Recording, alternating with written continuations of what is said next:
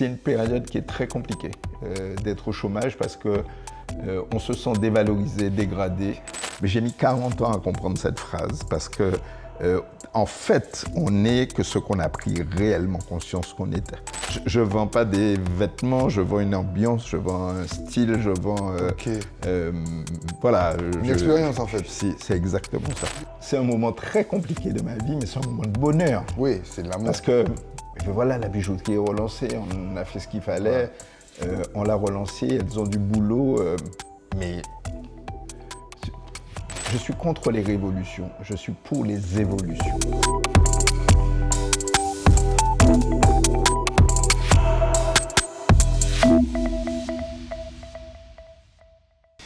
Il y a des hommes qui ne passent pas inaperçus. Il y a des hommes dont le discours est franc, qui vous donne envie de les rencontrer, de les connaître. L'homme avec lequel nous allons discuter est un malade de la Guadeloupe et un passionné d'entrepreneuriat. Vous êtes bien entendu dans les belles rencontres de Cédric Centime. J'ai l'honneur, l'immense plaisir d'accueillir Victor Venutolo. Mais avant, je vous rappelle de nous aider. Abonnez-vous, un petit like, un commentaire sur YouTube, sur Spotify ou encore sur Instagram, sur TikTok. Vos commentaires vont nous aider à briller, à faire émerger tous ces parcours inspirants qui sont nombreux, que connaissent l'archipel. Je compte sur vous et restez-nous fidèles. Bonsoir Victor Venutolo. Bonsoir Cédric Centime. Merci grandement d'avoir fait le déplacement, d'être venu de notre côté dans ces belles rencontres. Alors Victor, il y a un rituel. Alors pour la petite histoire, j'ai créé un jeu, un oracle. Oui, Cédric Centime a créé un oracle. Et il y a un petit rituel dans ce jeu où, effectivement, l'invité choisit une carte. Choisit une carte. Et comme on aime bien dans ces belles rencontres de Cédric Centime, cultiver le mystère, tu vas choisir une carte. Il y en a 41. Voilà. Si ça vous intéresse, vous nous envoyez un petit message. Et la carte, tu la mets juste à côté de toi, comme ça. OK. Il n'y a pas de triche, il n'y a rien. Et tu peux en témoigner. OK ? Parfait. Donc je te laisse. Et à la fin, tu bats les cartes, tu te fais plaisir. Oups. Et à la fin, non, tu l'as vu, voilà. Et à la fin, tu vas tourner la carte, celle que tu veux. Et on va en discuter après. Et voilà. Voilà, c'est parti pour ces belles rencontres avec Victor Venutolo.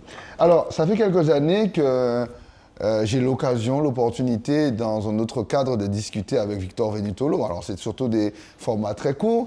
Et je me suis toujours demandé, mais c'était qui cet homme qui défendait autant les entreprises, cet homme qui avait un verbe facile, avec qui, limite, on a le sentiment qu'on peut aller boire un café. J'espère. En toute amitié. Alors, j'ai envie de demander, si on te pose la question, qui est Victor Venutolo, tu réponds quoi? Un chef d'entreprise, un Guadeloupéen, un homme, un père de famille.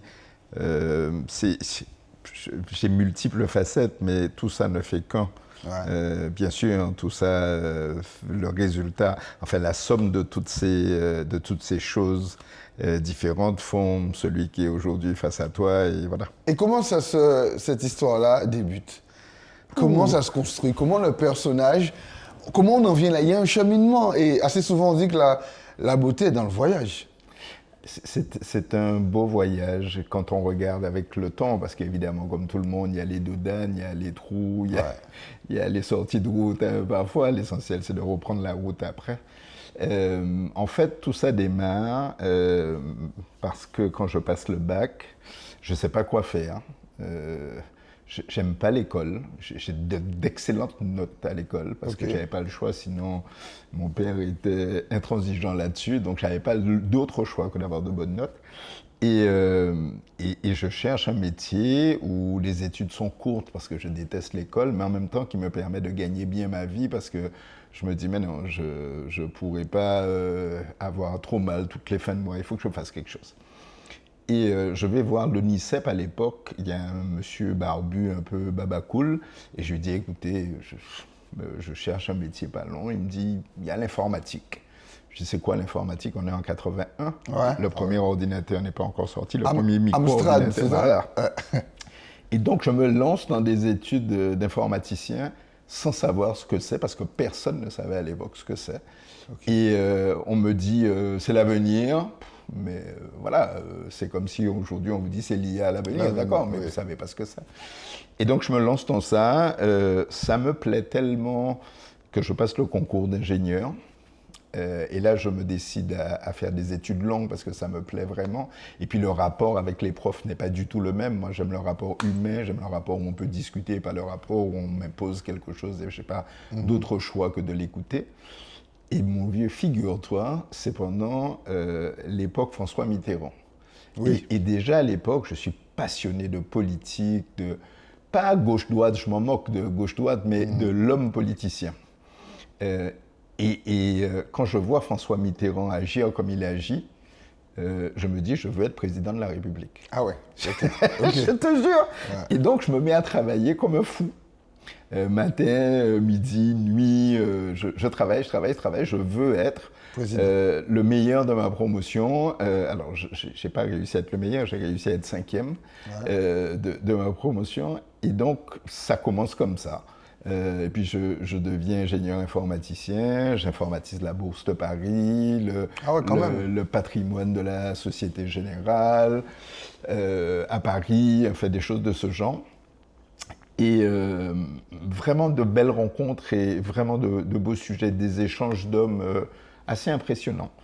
Et puis un jour, je décide de rentrer dans mon pays parce que c'est bien gentil Paris, mais je suis guadeloupéen, je veux rentrer chez moi, je veux faire quelque chose chez moi. Et j'ai un très très beau poste de directeur informatique de tous les hôpitaux de Guadeloupe, sauf le CHU. Il y a 13 établissements sociaux en Guadeloupe, Saint-Martin, Saint-Barthélemy, Marie-Galante. Et donc, j'ai un patron à l'époque, un vrai patron, qui s'appelle Christian Jolivière, qui me dit, écoutez, je vous donne la direction informatique. Je passe évidemment les entretiens parce que voilà, c'est la fonction publique. Et si vous avez besoin de 100, j'ai pas 100, j'ai 50, mais il faut quand même faire le boulot pour 100. Ouais. Et j'adore ce langage. Et je me jette dedans à corps perdu. Ça dure 6 ans. Je m'éclate comme un fou. Mais au bout de 6 ans, je commence à m'ennuyer. Christian Jolivière est parti vers d'autres fonctions. Il est secrétaire général du conseil régional à l'époque, chez Michaud-Chevry. Et donc, moi, je commence à m'ennuyer, à mourir, et je me dis, mais qu'est-ce que je fais là ? Je donne ma démission. Tout le monde me dit, mais tu es fou. Mais pour aller faire quoi ? Tu es directeur informatique, tu donnes ta démission, mais tu es fou. Reste là et fais comme tout le monde, monte une petite épicerie à côté. Et j'ai dit, mais non les gars, j'ai 30 ans, je ne peux pas faire ça. Et je ne peux pas attendre la retraite comme ça. Enfin, ce n'est pas mon caractère, je ne peux pas faire ça. Et donc, je vais dans une entreprise où on me vend le poste comme étant un poste de directeur informatique, mais en fait, au bout de quelques semaines, parce que ça ne dure pas très longtemps, je me rends compte qu'on me demande d'espionner les boîtes mail des salariés. Ah des salariés de la boîte. Les salariés de la boîte. C'est un sac de nœuds. Le représentant syndical est acheté par la direction, qui elle-même tient le directeur général. Enfin, c'est un sac de nœuds. Et je me rends compte de tout ça et je te passe les détails. Je pars de là. Et donc, au bout de quelques semaines, et je me retrouve au chômage. Okay. Pour la première fois de ma vie, je suis au chômage, j'espère la dernière. C'est une période qui est très compliquée d'être au chômage parce qu'on se sent dévalorisé, dégradé. On n'a plus d'objectifs en se réveillant le matin. Donc j'ai toujours été un sportif, je continue à faire du sport, mais enfin, je ne suis pas un sportif professionnel. Ouais. Donc à un moment donné, il faut que je travaille, il faut que je fournisse quelque chose. Et ça dure 1 an. Et je me rends compte en fait que toutes les annonces qui paraissent sont des annonces un peu pipées, des grands groupes, de grandes administrations. Et chez les privés, quand j'ai un entretien, on me dit « mais vous êtes trop qualifié, vous n'allez pas rester ». Et en fait, ça me révolte parce que je me dis, mais si t'es mangé snowball toute la journée, ça t'es qu'embauché moi, quoi, en fait. Et donc, je décide de monter ma propre entreprise. Je pars au salon de la franchise. Je marche dans les allées, je rencontre un patron par hasard, mais aujourd'hui, avec le recul, je sais que le hasard n'existe pas. Ouais. Et on discute, il est dans le prêt-à-porter, on discute beaucoup. Et à la fin, on se serre la main, il me dit « tu me fais confiance ?» Je dis « comment ça ? On va signer un contrat ?» Il me dit « mais non, je te fais confiance, tu me fais confiance. » Et puis on commence à travailler. Et voilà comment je démarre ma carrière de chef d'entreprise. Et ça fait 30 ans. Autour d'une discussion informelle. Autour d'une discussion informelle où on a parlé de tout, mais alors vraiment de tout, sauf de boulot, sauf de vêtements, sauf de ce genre de choses. Il m'a posé des questions sur ma vie, qui j'étais, ce que j'avais fait, est-ce que j'avais des enfants, pourquoi je n'avais pas d'enfants à ce moment-là, de quoi je rêvais dans la vie, etc. Donc le courant est passé avec lui? Le courant est passé, on a parlé beaucoup. Ok. Et puis après, il m'a dit, OK, on va bosser ensemble. Mais alors, j'ai noté que tu m'as dit que c'était quand même une passion, l'informatique. Vraiment. Là-dedans, est-ce qu'il n'y a pas un déchirement aussi? À un moment donné, oui. Au moment où je fais le passage, il y a un déchirement. Et je ne sais jamais, les premiers temps où je suis chef d'entreprise dans ce secteur, je n'arrive pas à me positionner. Je ne sais pas si je suis chef d'entreprise, si je suis gestionnaire d'hommes, si je suis vendeur de marchandises. Est-ce que je rentre dans la technique du logiciel informatique? J'en demande un peu plus. Je n'arrivais pas à me positionner parce que je n'étais pas encore bien stabilisé. Tu sais, en terminale, mon prof de terminale, à l'époque, j'oublierai jamais ça, me dit « Un garçon de café n'est garçon de café que lorsqu'il a pris conscience qu'il était garçon de café ». C'est une phrase que je répète souvent parce que j'ai mis 40 ans à la comprendre. Et je lui dis « Monsieur, excusez-moi, j'ai pas compris ». Et il répète exactement la même phrase. Et je lui dis « J'ai pas dit que j'avais pas entendu, j'ai dit que j'avais pas compris ». Et le mec me dit « Ah, ou t'es bête ou quoi ?» Je dis « Bon. » OK, je passe mon bac, je ne vais pas m'affronter avec mon prof de philo. Donc je me dis, et puis évidemment la classe éclate de rire. Mais j'ai mis 40 ans à comprendre cette phrase parce que, en fait, on n'est que ce qu'on a pris réellement conscience qu'on était. Et les premiers temps, je n'avais pas pris conscience que j'étais chef d'entreprise et qu'en tant que chef d'entreprise, je devais gérer des équipes, je devais leur montrer toujours la bonne direction avec toujours de l'optimisme, que je devais aplanir les tensions, etc. Je n'avais pas pris conscience de tout ça. En même temps, j'étais informaticien, mais qui te l'apprend ça? C'est sur le tas? Personne. Sur le tas? Tu apprends sur le tas. Tu apprends sur le tas parce qu'il n'y a pas d'école pour t'apprendre ça. Alors oui, il y a des écoles de commerce où peut-être on t'apprend à écouter ça, mais on ne t'apprend pas à l'être. L'être, c'est uniquement l'expérience qui t'apprend ça. OK. Vraiment. Donc il faut au moins qu'il n'ait pour apprendre à nager. À peu près ça. Mais alors, moi, la question que je vois, parce que je sens une notion d'aventurier, mais tu n'as pas peur à ce moment-là? Il y a une peur, il y a quand même l'inquiétude, enfin l'inconnu. Avec le recul, je me dis, mais en fait, je suis fou. Mais c'est uniquement avec le recul. Sur le moment, j'ai pas le choix. Tu sais, c'est un peu... Moi, je crois beaucoup... certains l'appellent le hasard, d'autres l'appellent par plein de noms. Moi, je l'appelle Dieu. Et j'ai aucun problème à dire que Dieu a guidé ma vie. D'ailleurs, j'en suis intimement persuadé. Ouais. Et je crois que certaines portes ont été fermées, tu sais, un peu pour dire, pousser, voilà ton chemin, frère. Tu peux essayer de passer par là, mais la porte est fermée. Donc voilà, il faut que tu ailles par là. Et je pense que j'ai été un peu guidé par ça. Et le textile, ça t'a parlé aussi tout de suite ou... Alors certains copains me disent, c'est les origines de ta famille. Pas du tout. Pas du tout. D'accord. Mon père est italien. Les Italiens aux Antilles, c'était ou des épiciers ou des bijoutiers. Mon grand-père vendait des meubles. Donc, c'est pas du tout ça. C'est pas du tout le domaine. C'est pas du tout ça. Je sais pas. Mais peut-être la fibre entrepreneuriale aussi, non? Alors, la fibre entrepreneuriale, je l'avais très certainement, mais je ne savais pas que je l'avais. Et au contraire, ça m'agaçait quand j'étais adolescent, le commerce, tout ça, ça m'agaçait. Je disais, voilà, peut-être un peu en rébellion par rapport, tu sais, on a tous, à un moment donné, une crise d'adolescence plus ou moins forte. La mienne était assez forte. Je me suis beaucoup opposé à mon père. Et donc, au moment où je tranche peut-être, avec le recul, avec un certain calme aujourd'hui, peut-être que c'est ça qui m'a fait, en théorie, me sortir du système familial entrepreneurial. En tout cas, une chose est sûre, c'est que je ne voulais pas travailler avec mon père. Ça, je ne voulais pas de ça. Je voulais voler de mes propres ailes parce que j'avais... En fait, mon père avait un très fort caractère. Et c'est un peu de ça que j'hérite. Et j'ai toujours dit que deux malcrapes ne vivent pas dans le même trou. Je savais que ça allait faire des explosions. Et lui-même ne voulait pas qu'il y ait deux malcrapes dans le même trou. Donc, on s'est bien compris sur ça. Ouais. Il fallait que je vole... Et pire que ça, quand j'ai commencé à travailler, je n'ai pas voulu travailler en Guadeloupe. J'ai choisi de vivre 13 ans à Paris.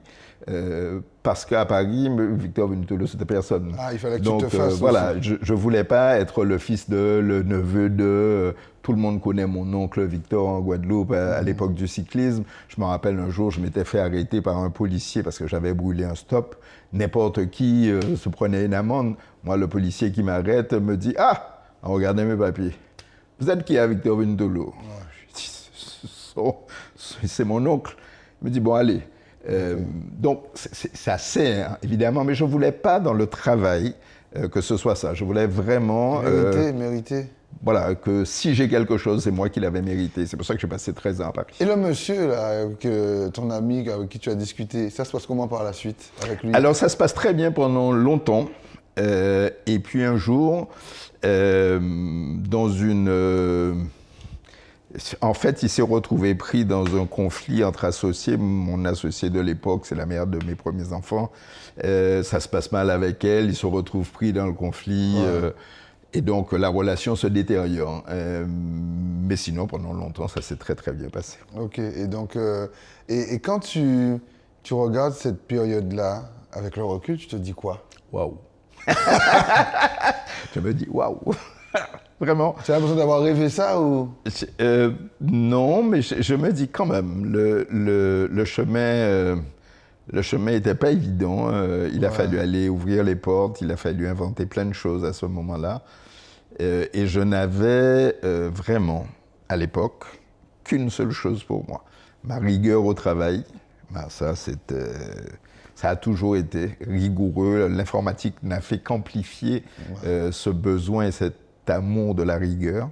Le bon comme ça m'a jamais correspondu. Ça, je cherche, j'essaye toujours de chercher la perfection. Et la deuxième chose, c'est mon envie de travailler. J'ai très vite compris que je n'étais pas fait pour gagner au loto. Toutes mes tentatives se sont révélées infructueuses. Bienvenue au club. Que je joue 2 euros, 5 euros, 10 euros. J'ai compris que je n'étais pas fait pour ça. Ouais. Donc je me suis dit, bon, si je veux boire une bouteille de champagne de temps en temps, j'ai plutôt intérêt à travailler raide. Ouais. Et d'ailleurs, c'était la vision familiale. Mais Victor, c'est important, je pense, le doute. Parce que j'ai parlé d'inconnu, mais tu me dis, waouh, ça commence à marcher à quel moment? Mais qu'est-ce qui fait? Tu m'as parlé de Dieu, je pense aussi qu'il y a certainement quelque chose, mais à quel moment ça fonctionne et comment tu as cette conviction que ça va marcher? Alors, je ne l'ai pas au début. Je pars complètement dans l'inconnu. Mais tu sais, c'est un peu l'apanage de la jeunesse ou de l'insouciance de la jeunesse. Je ne mesure pas le danger. Je me dis, la pire des choses qui pourraient m'arriver, c'est de réussir. Qu'est-ce que je risque? Je suis au chômage, Cédric. Oui.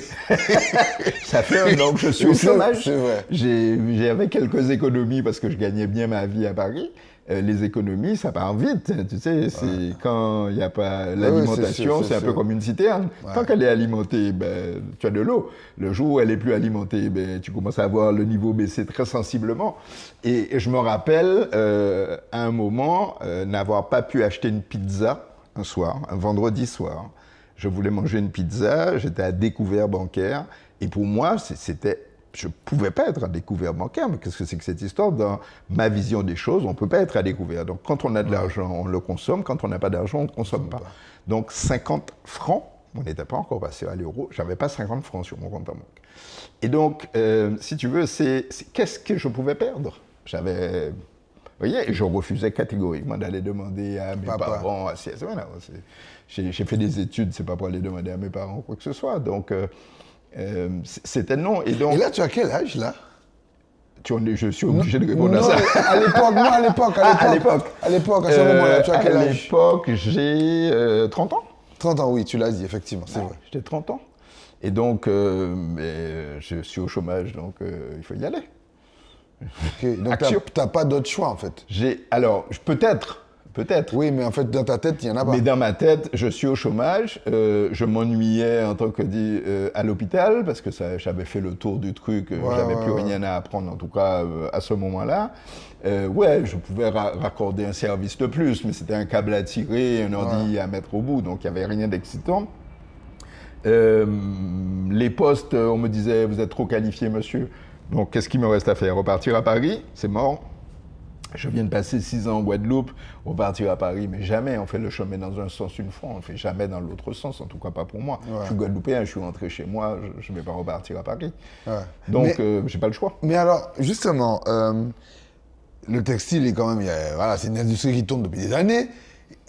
Tu proposes quoi à ce moment-là? C'est-à-dire, la pâte Vinitolo, dans ce moment-là, le jeune de 30 ans, qu'est-ce que tu inventes? Qu'est-ce que tu vas inventer? On se comprend. Qu'est-ce que tu crées? C'est quoi le... En fait, je fais rentrer pour la première fois une marque de prêt-à-porter féminin de bonne qualité à des prix corrects. Mais comment tu fais? Tu vas où? Cette marque-là? C'est avec ton associé, en fait? Oui, c'était avec mon associé de l'époque. C'est lui qui avait les contacts? Mon associé, c'était une dame. C'était mon épouse de l'époque. Oui, mais le gars, tu discutais avec lui, là? Ah non, c'est pas mon associé, c'est mon fournisseur. Ah, lui était fournisseur? Il était fournisseur. Non, j'ai fait des erreurs d'associé, mais je ne suis pas allé jusqu'à celle-là. Non, c'était mon fournisseur. Et donc, d'accord. Il fournissait de la... J'ai eu, là encore, beaucoup de grâce que cette collection, que cette marque corresponde aux envies des femmes guadeloupéennes, à leur porte-monnaie, etc. Parce que je démarre dans le métier sans rien y connaître à ce truc-là. Je n'ai jamais fait ça de ma vie. Seigneur. Je n'ai jamais fait ça de ma vie. Donc, je découvre des choses. Mais alors, attends.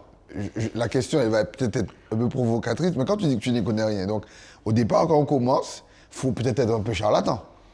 Non, j'ai jamais été ça. Mais enfin, quand je dis charlatan, mais tu parles d'un truc que tu connais pas. Oui, aussi. Je parle d'un truc que je connais pas, mais... Ah oui, la qualité, elle est là. La qualité, je sais faire.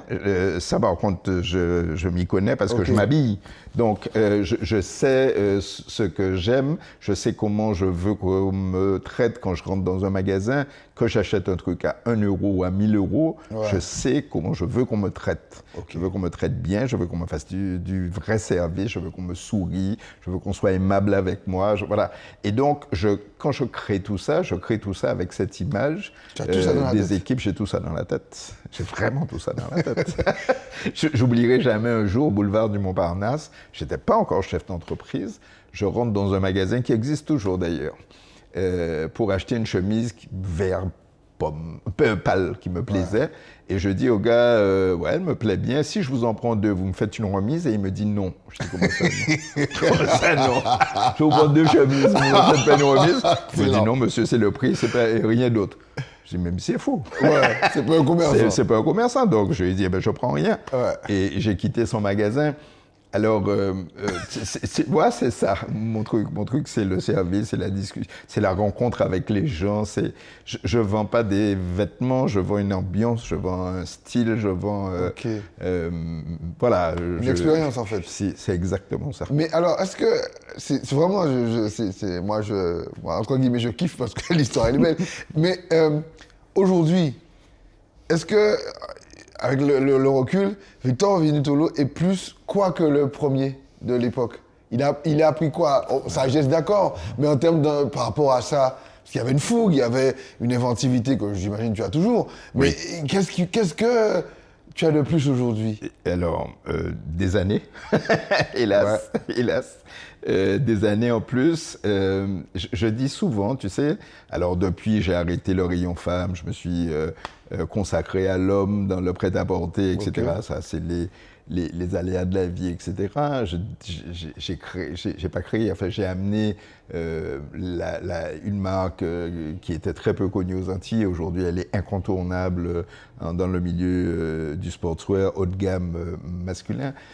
J'ai le service et tu sais, je dis toujours quand je passe les commandes, j'essaye de garder des yeux d'enfant quand je passe les commandes. Parce qu'après près de 30 ans à faire ce métier-là. J'ai peur de tomber dans la routine. L'ennui? Et voilà, non, pas l'ennui, mais la routine en me disant ça va marcher, ça va pas marcher, et ne plus tenter des aventures dans les commandes. Et donc, chaque fois que je fais passer des commandes, il y a 2 collections par an, tous les ans, je me dis, allez, oublie tout ce que tu sais et repars avec tes yeux nouveaux. Attends. Tu choisis ce que... Ah oui, je choisis. Ce qui rentre. Ah oui, je choisis tout ce qui rentre. Et alors, tu sais, j'ai vu beaucoup de franchises à l'époque et beaucoup certaines me disaient, monsieur, vous nous mettez à disposition le local, on vous envoie la marchandise qu'on a décidée, on vous dit à quel prix il faut le vendre et on vous dit ce que vous devez mettre en vitrine à telle période. Et je lui dis, mais attendez.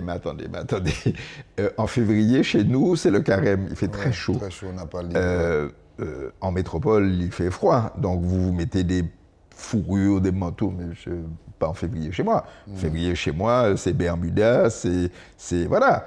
Il me disait, ah non, c'est nous qui vous disons. Et je dis, mais non, je ne suis plus chef d'entreprise, je suis un locataire qui vous loue un espace, mais ça ne marche pas. Donc, j'ai refusé toutes ces marques-là. Et ok, c'est plus risqué, ce que je fais, c'est beaucoup plus risqué. Parce que, tu sais, tu passes ta commande, tu la passes d'ailleurs 6 mois en avance, avant même d'avoir reçu ta collection, tu commences à la payer, et tu ne sais pas si ça va fonctionner ou pas, parce que 6 mois en avance, ok, il y a des grands standards de mode, il y a des tendances, etc., mais il n'y a pas plus guadeloupéen qu'un guadeloupéen. Donc tu commandes ça dans des franchises internationales, en Italie en l'occurrence, pour être livré en Guadeloupe 7 mois, 8 mois plus tard. Tu fais un pari sur des centaines de milliers d'euros. Mais c'est à toi, hein, ces centaines de milliers d'euros là. C'est-à-dire que tant que ça marche, les ventes payent le truc. Mais si ça ne marche pas, tu vends ta maison. Parce que au départ, comme tout chef d'entreprise, j'hypothèque ma maison pour démarrer. Donc c'est la roulette tout le temps en fait. C'est la roulette beaucoup. Et c'est là où c'est dangereux pour les chefs de petites entreprises qui se lancent. C'est que quand l'époque commerciale est euphorique, que les gens consomment, qu'il n'y a pas de problème particulier, il y a moins de risques. Aujourd'hui, un chef d'entreprise qui essaye de créer, à part dans le service où il n'a pas beaucoup d'investissement personnel, je parle en termes de mobilier, de matériel et autres, c'est compliqué, hein? Aller voir une banque pour te prêter 150 000 euros, ça, c'est très compliqué. Le gars te regarde, il te dit, mais quelle expérience vous avez? C'est ça.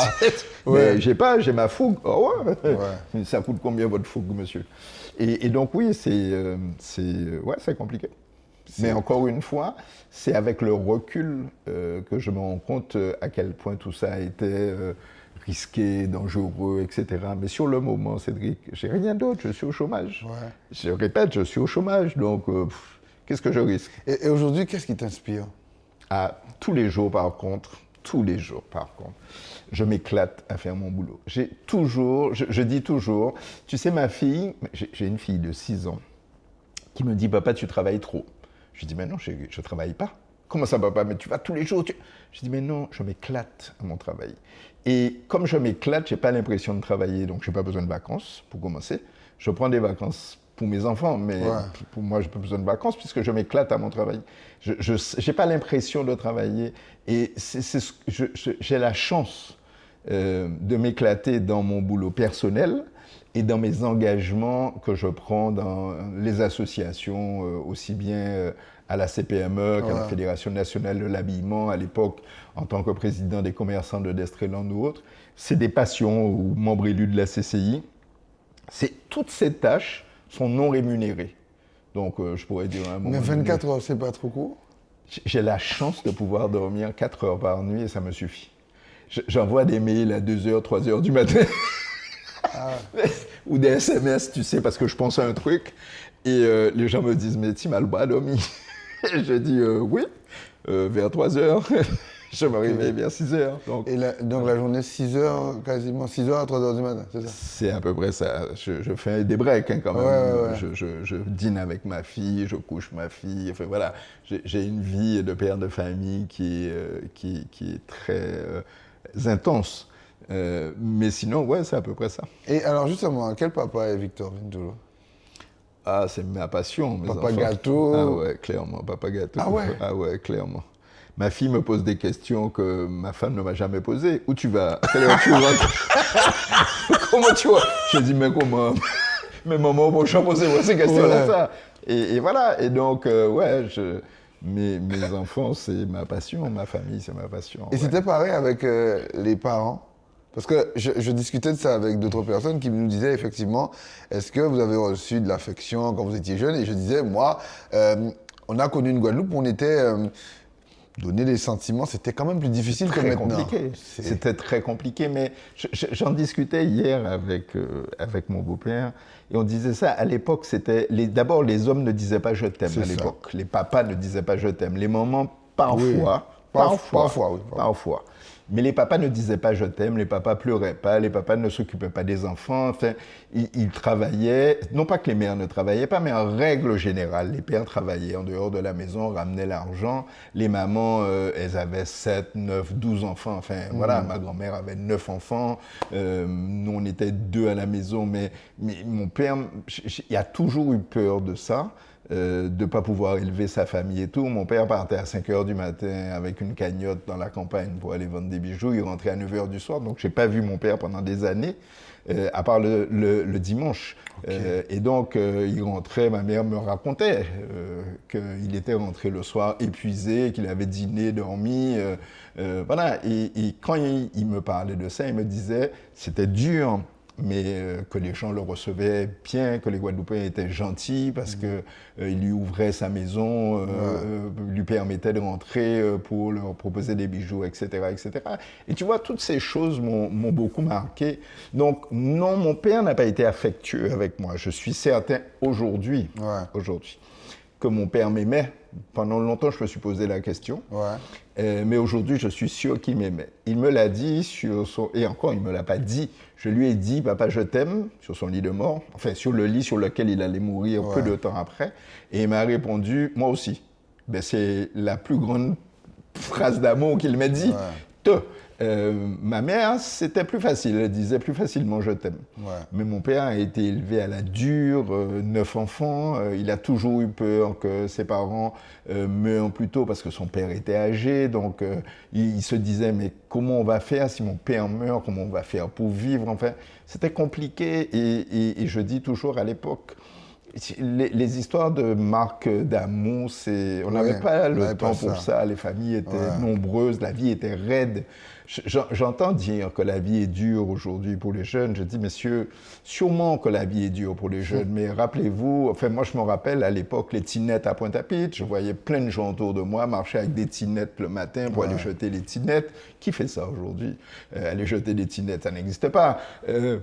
Alors, on n'avait pas l'eau courante à l'époque, on l'a pas beaucoup non plus aujourd'hui. Bon, c'est pas les mêmes raisons. Voilà, c'est pas pour les mêmes raisons, etc. La vie était dure, il n'y avait pas d'aide pour ci, d'aide pour ça. Les gens marchaient 20 km pour aller à la boutique acheter 1 kilo de sucre et 2 fois dans la journée parce que...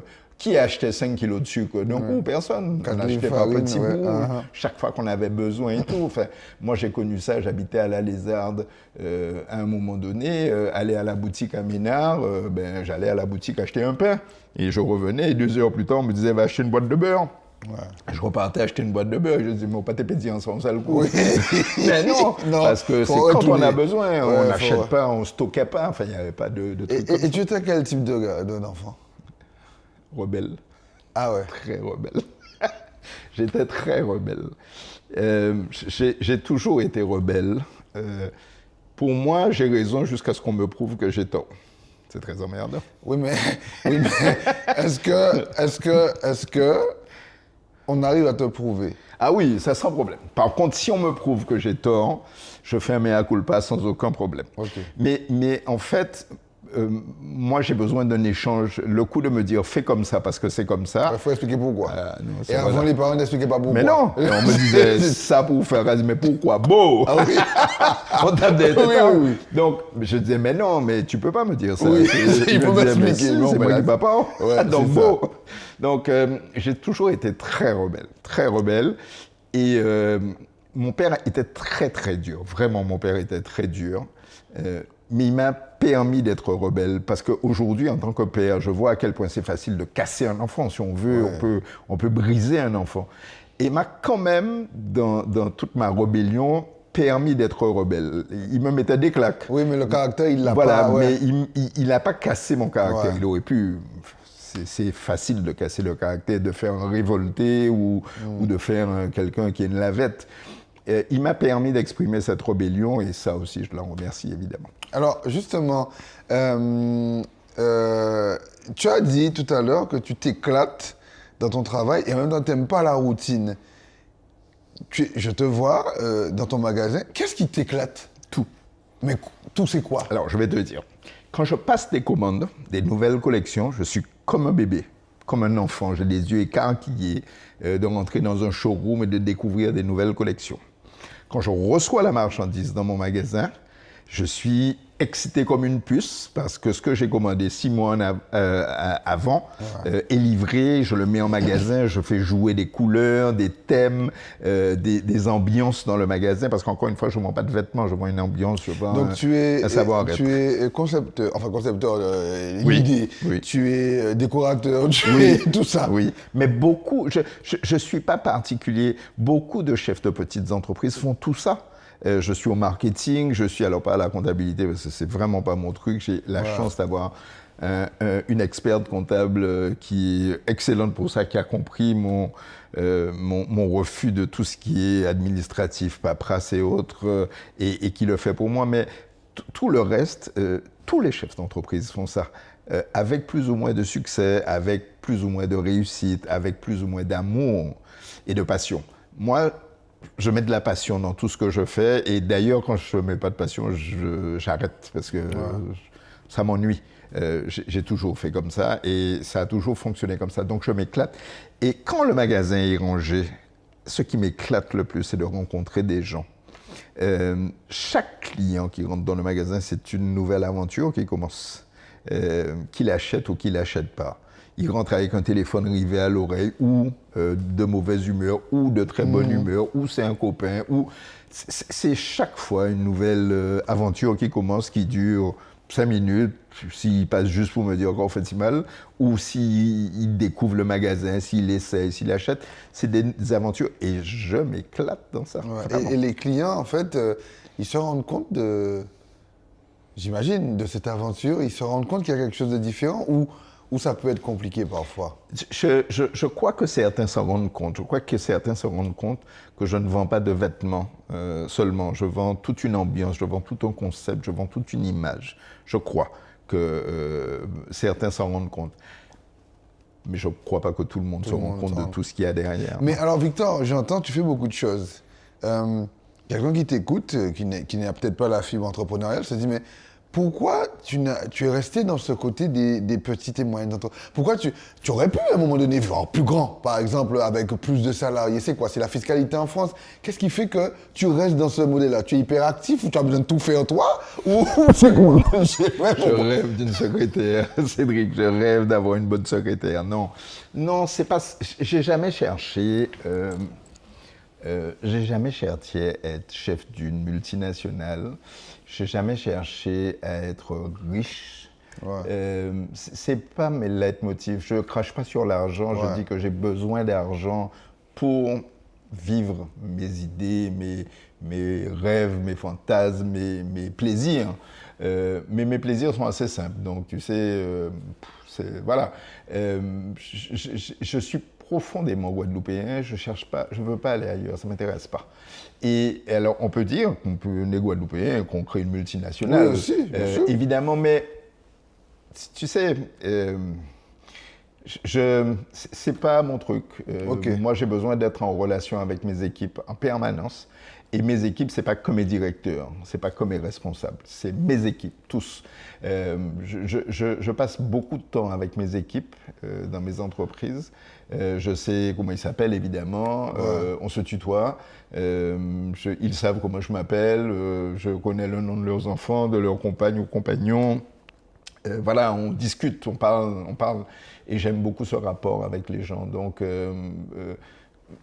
là aussi, c'est une aventure pour moi tous les jours d'aller découvrir des gens avec qui je discute. C'est mes équipes, mais je dis souvent c'est mes collaborateurs. Donc je dis pas c'est mes employés, j'aime pas le terme. Voilà. Et il y a vraiment ce... J'ai envie de dire, parce qu'on peut entendre, il ne faut pas se voiler la face, parfois on entend que les chefs d'entreprise, ça peut être ceci, ça peut être compliqué, ça peut être selfish, ça peut être égoïste et tout. Il y a vraiment, j'ai envie de dire, cette affection. Moi, alors, pour rappeler peut-être un triste souvenir, on a eu il y a quelques années maintenant, les émeutes à Pointe-à-Pitre. Ouais. Ça a été terrible. Alors moi, j'ai vu les images, mais à la montagne où j'habite, j'ai vu le centre commercial. Et effectivement, j'ai été très triste parce qu'il y a une boulangerie où il y avait 3-4 employés. Et je me suis dit à un moment donné, mais en fait, ceux-là, ils ont fait quoi pour mériter ça? Et j'ai senti vraiment dans ce lieu-là qu'il y avait quelque chose de, entre guillemets, familial. C'est ça aussi l'expérience? Je vais te raconter une expérience que je n'ai pas beaucoup racontée jusqu'à présent. Tu sais, parmi les images marquantes des dernières émeutes en Guadeloupe, il y a un tractopelle qui explose un immeuble, en l'occurrence une bijouterie à Pointe-à-Pitre. C'est la mienne de bijouterie. C'est la mienne. Okay. Et pendant toute la nuit, les voisins m'envoient les vidéos de ce qui se passe. Et pendant toute la nuit, j'essaie de joindre la préfecture, j'essaie de joindre tous les gens que je connais pour dire qu'il faut faire quelque chose. Et évidemment, les seules personnes qui répondent à ce moment-là, c'est le commissariat de police. Et le commissariat de police a le culot de me répondre « Oui, nous savons, monsieur, ne bougez pas, n'essayez pas d'aller sur place. » Je dis « Mais c'est une plaisanterie, c'est ça la réponse que vous me faites. Nous n'avons pas les effectifs qu'il faut, donc nous ne pouvons pas intervenir. » Et donc, je vois en direct la bijouterie de mes parents se faire détruire avec un tractopelle. Les voisins qui sont dans l'immeuble me disent en direct que l'immeuble est en train de trembler. Donc évidemment, je m'imagine tout, que l'immeuble tombe, enfin qu'il y a de tout. Et évidemment, quand je viens le lendemain, c'est la deuxième fois que la bijouterie a été attaquée, parce que 2 ans auparavant, c'était avec la disqueuse qu'ils avaient découpé le rideau et tout. Ils avaient tout volé. Je me dis, je ne vais plus ouvrir cette bijouterie. Il faut la fermer. Pointe-à-Pitre, c'est mort. C'est fini. Enfin, on ne peut pas se battre contre ça parce que si on n'arrive pas à assurer la sécurité, mais ça ne sert à rien. Enfin, ce qu'on peut gagner un moment, on le perdra après. Enfin, et à ce moment-là, il se passe un truc de magique, vraiment de magique. Il y a 4 collaboratrices dans cette bijouterie. 4 femmes qui ont mon âge. Elles ont commencé à travailler à 20 ans dans la bijouterie familiale. C'était évidemment à l'époque mon père qui était le gérant. Elles ont mon âge. Et je dis tous les jours, si je fais le couillon dans la rue, à me croire un demi-monsieur, c'est parce qu'elles ont beaucoup travaillé, permettant à cette bijouterie de faire mon père gagner bien sa vie, me payer des études. J'ai une reconnaissance éternelle pour ces 4 femmes, que je connais depuis toujours. Ouais. Et donc, elles sont, tu sais, dans cette espèce de moment où le temps est en apesanteur. Elles me regardent et elles sont rivées à mes yeux, elles attendent ma décision et en fait, leur vie entre mes mains. Si je dis on ferme, elles sont au chômage. Qui va employer quelqu'un de 60 ans? C'est mort, c'est fini, elles finissent leur vie au chômage. Certaines aident leurs enfants qui sont eux-mêmes au chômage, etc., etc. Elles n'ont pas des salaires mirobolants. En fait, c'est une vie qui s'écroule. Et puis, tu vas leur dire demain qu'elles sont plus vendeuses en bijouterie, elles deviennent quoi? Vont aller vendre des chaussures, des machins, mais elles ont passé leur vie à vendre ça. Et donc, tu sais, elles sont là en train de m'attendre. Et j'ai envie de dire, on ferme cette bijouterie parce que je suis en colère, parce que j'ai mal, parce que je vois des morceaux de choses par terre qui sont la vie de cette entreprise qui a été foulée. Et quand je vois leur regard, je sais que je ne peux pas faire ça. Et je les regarde et je dis, on va continuer. Et on se tient tous les 5. Et elles se mettent à pleurer dans mes bras.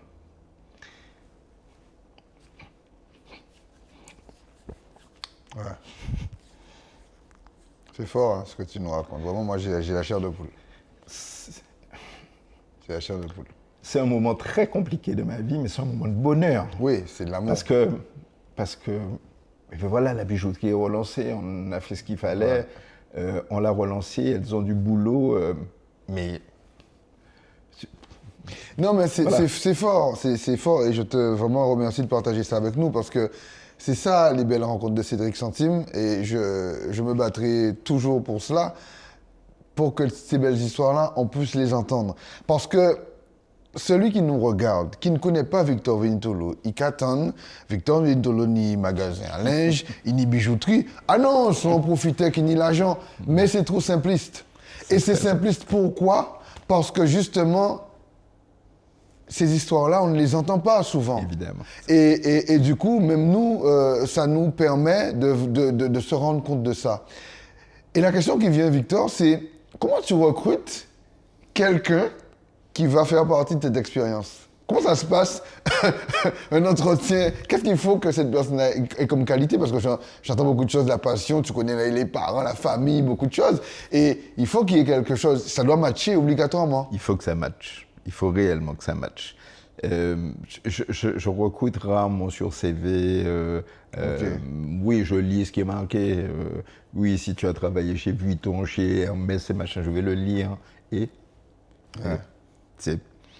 qu'est-ce que tu peux nous donner à nous? Qu'est-ce que tu vas nous apporter à nous? Comment on peut travailler ensemble? Il m'est arrivé de rompre une collaboration avec des gens extrêmement performants, mais ça ne collait pas avec le reste de l'équipe. Donc, qu'est-ce que je fais? Je dis à tout le reste de l'équipe de partir et puis je garde une seule personne, ou je dis à une personne, on ne va pas pouvoir travailler ensemble. Donc, il faut de la passion, il faut un objectif commun, il faut des valeurs communes. Il faut des valeurs communes. Je suis un homme de valeurs. Et ça, est-ce que c'est honnêtement, Victor, c'est partagé par beaucoup d'entrepreneurs, ou quand même... il y a la notion de profit qui fait que, surtout pour les petites et moyennes entreprises, ça devient compliqué. Est-ce que cette notion familiale, ça va se perdre quand Victor Vénitolo ne sera plus là? J'espère que non, parce que j'éduque mes enfants avec ces valeurs-là. Je leur transmets tous les jours. J'ai un fils aîné qui a 20 ans. Tout le temps que je passe avec lui, je l'amène passer des commandes avec moi, j'exige qu'il travaille pendant les vacances. Je lui dis, mais non, camarade, des histoires exponentielles. Tu as intérêt de pouvoir pas dormir beaucoup parce que la journée, tu travailles. Donc, si tu veux sortir le soir, c'est ton problème. Mais la journée, on travaille, les histoires d'aller peindre le ciel toute la journée, ça va pas d'accepter ça. Donc, j'espère que je lui transmets ces valeurs-là. Ma dernière fille, qui a 6 ans, me dit déjà, papa, quand tu seras mort, je pourrais être présidente de la CPME. Je dis, bon, je vais essayer de ne pas mourir, chérie. Déjà, voilà, déjà, je vais essayer de durer. Mais tu vois, c'est des valeurs de travail et de passion que j'espère je transmets dans ma famille. Mon épouse est à mes côtés, partage les mêmes valeurs que les miennes. Elle-même en tant qu'elle individu et dans la famille, dans sa famille également, et j'ai beaucoup de chance. Alors, je vais te faire une confidence, voilà. Tu me diras si tu veux que je coupe. On n'a pas de montage, mais tu me diras si tu veux que je coupe. Il n'y a rien qui me dérange. Ton actuelle épouse, elle était au lycée avec moi. C'est vrai? On n'était pas dans la même classe, mais elle était au lycée en même temps que moi. Alors du coup, ma question, est-ce que maintenant tu es devenu spécialiste de la question porcine? Alors, je vais te faire une autre confidence. Toute ma vie, depuis ma plus tendre enfance, j'ai une tendresse particulière pour les agriculteurs. Okay. Et je n'ai aucun parent, père, mère, oncle, grand-père, grand-mère, qui soit agriculteur. Mais j'ai toujours une passion pour ce secteur parce que j'ai toujours eu le respect des gens qui travaillent la terre. J'ai toujours eu le respect des gens qui nourrissent la population. Même quand j'étais ado, alors que ce n'est pas une question d'ado, mais je me sentais proche de ça. Et lorsque je l'ai connue relativement tard, parce que j'avais 45 ans quand j'ai connu mon épouse, hier. Oui, ça va, hier. Il y a quelques heures. Voilà. Bon, la fille a 6 ans, mais bon, voilà. C'est ça. Oui, c'est ça, ouais, hier. Et que j'ai appris qu'elle était agricultrice, je ne sais pas ce qu'on dit. Oui, on dit. Ouais, les deux. Mais ça a fait une double passion. Et comme son père est un grand monsieur, un vrai grand monsieur de l'agriculture en Guadeloupe, vraiment, quand tu sais son parcours dans l'agriculture, j'ai eu beaucoup de bonheur à échanger avec eux sur les difficultés des filières, sur ce qu'on peut faire, etc. Et certains des combats que je mène, c'est après avoir, non pas juste imaginé dans mon coin sur une feuille de papier Excel ou autre, mais après avoir discuté avec eux des réalités du terrain, de ce qu'on vit, de ce qu'on souffre, de ce qu'on peut faire, que je dis, OK, je sais. Alors, je ne sais pas tout, mais je sais certaines choses. Et donc, ça n'a fait qu'augmenter ma passion pour le monde agricole. Ok. Alors, on arrive à un moment où j'ai des petites rubriques qui peuvent me venir comme ça. Si c'était à refaire, on va faire la machine à remonter le temps et on va aller dans le futur après. Si c'était à refaire, tu fais quoi différemment ou tu gardes tout pareil? Tu sais, je crois... Alors là, je vais commencer à faire un peu de philosophie. Ah, ton prof va être content.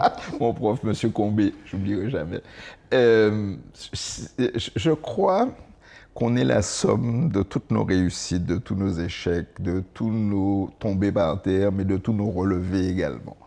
À un moment donné, que c'est pas un truc qui fait que tu es ça, c'est la somme de toutes ces choses, c'est comment tu as réagi face aux choses, etc., etc.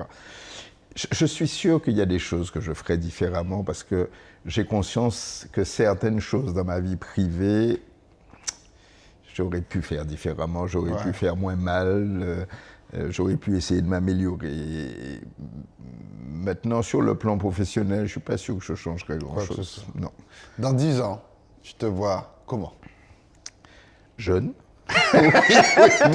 Toujours, même déjà 45 ans, c'est normal, oui, voilà. Plein d'énergie, en train de faire encore un peu plus, d'avoir amené... j'espère réussir un truc, vraiment. Alors, évidemment, dans ma vie privée, j'espère que mes enfants seront heureux, que je leur aurai donné les valeurs qu'il faut pour se battre, etc. Mais dans ma vie professionnelle, il y a une chose que j'aimerais beaucoup faire. J'aimerais beaucoup, dans 10 ans, pouvoir dire j'ai réussi un truc. C'est que les chefs de petites entreprises ont pris conscience de leurs valeurs, de leur force et de leur puissance. Du fait qu'ils représentent 85% du tissu économique de ce pays et que leur voix compte plus que celle de quiconque. Je suis contre les révolutions, je suis pour les évolutions. Et je suis pour l'évolution des mentalités. Je veux que les chefs de petites entreprises prennent conscience que si ils ont pris conscience de qui ils étaient, de leur force, et que s'ils s'allient et qu'ils font entendre leur voix, il n'y a rien qui va résister à ça, il n'y a rien. C'est un tsunami, c'est un raz-de-marée. Ouais. Mais c'est ce qui est plus compliqué, c'est de faire comprendre à un chef de petite entreprise qu'il n'est pas un petit chef d'entreprise, qu'il est un chef d'entreprise, qu'il est 1 ou 100 salariés, il est un chef d'entreprise. Après, c'est une question de valeur, de quantité, mais il est un chef d'entreprise. Et ça, c'est la force de ce pays. 85%, tu imagines? Oui, c'est énorme. Mais c'est ça l'âme de ce pays. C'est là où le cœur bat. C'est dans les petites entreprises. Quand tu as une boîte de 1000 personnes, tu es un chef d'entreprise, mais tu ne peux pas aller voir tous tes salariés. Ce n'est pas possible.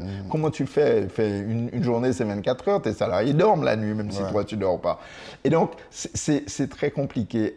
Tant qu'on est chef de petite entreprise, le cœur bat en permanence. On fait tout. On est... Mais les écueils, c'est qu'on a l'impression d'être dévalorisé, c'est une impression, mais ce n'est pas une réalité.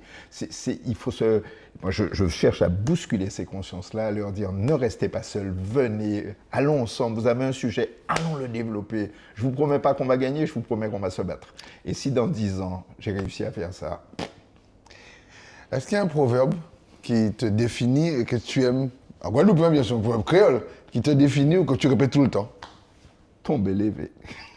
Ok, tomber lévé. Tomber lévé. Totalement, tomber lévé.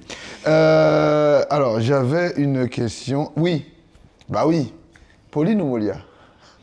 Ah ben oui. Je vais te remonter encore une anecdote. Ah ben oui, logique. Mon père, c'est la famille Venutolo. Oui. Victor Venutolo. Mon oncle était président de l'USL. Oui. Donc Molia. Molia. Ma mère est une demoiselle Sarkis. Oui, donc Pauline. Voilà, Tony Sarkis, Oui, Pauline. oui. Et tous les dimanches, je suis le seul, évidemment, à être entre les deux Entre les familles, avec les combats Pauline-Molia. Mais de toi à moi. Molia. Sérieux? Molia. Pourquoi? C'est quoi? C'est le personnage? C'est quoi? Le personnage le plus grand blagueur de la Oui. Guadeloupe, mais blagueur avec pour un Oui. sacré monsieur. Alors, justement, par rapport à ça, et ceux qui n'ont pas vu, parce que c'est ça aussi, c'est la vie. On a des énormes champions maintenant. Mais ceux qui n'ont pas vu Dadou, tu leur dis quoi? Qu'ils ont raté beaucoup de choses. Ils ont raté un vrai spectacle tous les dimanches sur les routes de Guadeloupe. Ouais. On s'en fout de la bicyclette. La bicyclette, c'est le truc qui a permis de faire le spectacle. Il aurait pu être tennisman ou autre chose. Mais quand le gars, au bout de 40 km, que tout le monde est épuisé, il se met en danseuse et il te dit « Ah, on pourra parler de ça présent à ou des trucs de ce genre. » Enfin, c'était extraordinaire. Il y avait du spectacle. C'était du sport-spectacle. J'ai une anecdote aussi. On m'a raconté qu'une fois, il gagne. Il s'est douché, il est venu attendre. Il est venu attendre les autres. Bien sûr. Et en plein Saline, où il est au coude à coude avec Alain Pauline. Moi, je ne l'appelais pas Pauline, je l'appelais Alain. Ouais. Et je l'appelais Saturnin ou Dadou. Et en plein Saline, il monte côte à côte, et il lui dit « Ah, j'allais sous d'après. Ouais. » Il accélère un coup, et puis Alain qui descend de vélo, qui envoie son dentier, qui dit « Choc à tout fait !» Non, mais alors par contre, je te le dis déjà, il va falloir que je trouve un malade de Pauline. Hein, parce que jusqu'à maintenant, quand on parle de Molia et quand on parle de Pauline, il y a des malades. Mais en tout cas, c'était en tout cas, moi, j'ai pas vu cette période, mais rien qu'à écouter ça, c'était... Tous les dimanches, en fait, c'était plus une course cycliste. Tous les dimanches, c'était un spectacle. Un vrai spectacle. Ouais. Et fantastique. Victor Venitolo, on peut te souhaiter quoi? De rester jeune. Oui, après ça, tu l'as répété. Voilà, tu as compris que c'est le leitmotiv pour moi. Puis de continuer. Très bien. On arrive au terme. Alors, c'est le moment que j'appréhende, puisque bon, voilà, je fais comme toi, je suis un peu un aveugle. Je dois tourner. Tu dois tourner la carte et tu nous montres ce que ça dit. C'est quoi la carte? Un fait Playboy au moins. Ah, ben oui. Mais même moi, je suis jeune, j'ai des lunettes aussi. C'est quoi? Le serpent. Le serpent. Ça te parle cette carte ou pas? Pas du tout. Pas du tout. Pas du tout. On va voir ce que dit, parce que j'ai un petit livret que j'ai mis. Alors voilà. Du coup, le petit livret, il n'est pas numéroté, mais on va faire mieux dans les prochaines éditions parce que là aussi, on va voir ce que le texte dit. Alors, si vous tirez cette carte, c'est que vous pouvez être victime parfois de fourberie ou de traîtrise. Vous avez certainement fait confiance et avez été trompé à votre insu. Évidemment. Bon, tu vois, l'ennemi, pour qu'il puisse vous nuire, se positionnera surtout le plus près de vous et non, il n'aura pas une apparence hideuse vous permettant de le démasquer. Ça te parle? C'est ça aussi. Bon, cette personne vous susurrera des paroles douces à votre oreille pour faire baisser votre vigilance et lui permettre d'agir contre vous dans votre dos. Cette garde vous indique de faire confiance à votre intuition. Bravo. Elle vous préviendra assurément de ce genre d'individu et de mésaventures. D'ailleurs, elle se manifeste déjà. Méfiez-vous des ennemis, mais aussi des soi-disant amis. Votre équilibre passe par l'identification des faux semblants. Si je te garantis que c'est... Là, par contre, que le détail me parle. Ça te parle? Ok. Très bien. On belle la main, Victor. Merci. Vraiment, merci. Merci beaucoup. Et il y aura un deuxième épisode, je vous l'annonce déjà, avec Victor Venitolo. On va revenir. Vous avez vu, il a énormément de choses à raconter. C'est ça, Victor Venitolo, le belle rencontre de Cédric Centime. Un moment convivial. Et tu seras d'accord avec moi, on a besoin de ça pour faire émerger, connaître des choses, savoir qu'il y a de belles choses. Et il n'y a pas, dans ce bel archipel, il y a énormément de grands hommes et de grandes femmes. Merci, vous nous suivez, un petit like, un petit abonnement, un petit commentaire. Et on se retrouve la semaine prochaine pour un nouvel épisode des Belles Rencontres de Cédric Centime. À bientôt.